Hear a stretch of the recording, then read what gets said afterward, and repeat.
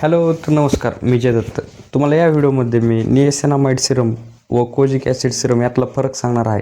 कोणतं सिरम कोणी वापरलं पाहिजे व काय यूज आहे त्याचा तेही सांगणार आहे.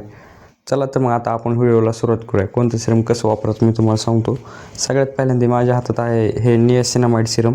तर हे निएसिनामाइड सिरम कशा प्रकारे वापरले जाते हे तुम्हाला मी सांगतो.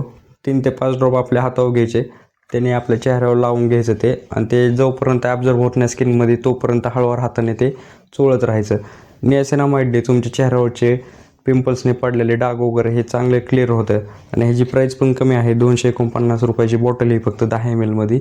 याचा बेस्ट रिझल्ट आहे. पण कोणतं पण सिरम वापरण्याआधी तुम्ही आधी पॅच टेस्ट करत जावा आधी तुमच्या स्किनवर, नंतरून ते वापरत जावा.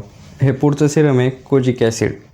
हे ज्यांच्या चेहऱ्यावर पिंपल्सने वगैरे जे डाग पडलेले आहे, ज्यांचं जे असं उन्हात वगैरे सारखं जाणं वगैरे होतं, त्यांनी स्किनवर जे पिगमेंटेशन म्हणजे जे काळा लेअर वगैरे झालेला असतो, त्यांनी हे सिरम वापरायला काहीच हरकत नाही आहे. आणि हे ऑल स्किनसाठी सुटेबल आहे.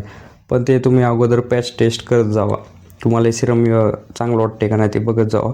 हे मी आधी जे निएसिनामाइड सिरम सांगितले तसंच ह्याचा यूज करायचा आहे. 3 ते 5 ड्रॉप आपल्या हातावर घ्यायचे, चेहऱ्यावर चांगले हळूवार हाताने मसाज करायची.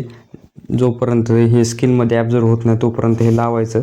आणि ह्याचा बेस्ट रिझल्ट तुम्हाला 15 ते 20 दिवसात चांगल्या पद्धतीने दिसतो. थँक्यू सो मच तुम्ही हा व्हिडिओ बघितल्याबद्दल. तुम्हाला फास्टमध्ये सांगतो, निएसिनामाइड हे सिरम ज्यांच्या चेहऱ्यावर पिंपलचे डाग वगैरे पडलेले आहेत त्यांनी लावायचं.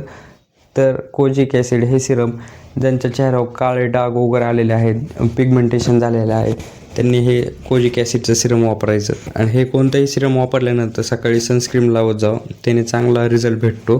थँक्यू सो मच हा व्हिडिओ पूर्ण बघितल्याबद्दल. तुम्हाला काही शंका असेल तर कमेंटमध्ये सांगा. पुढचा व्हिडिओ कोणत्या टॉपिकवर पाहिजे तेही सांगा. भेटूया पुढच्या व्हिडिओमध्ये. थँक्यू.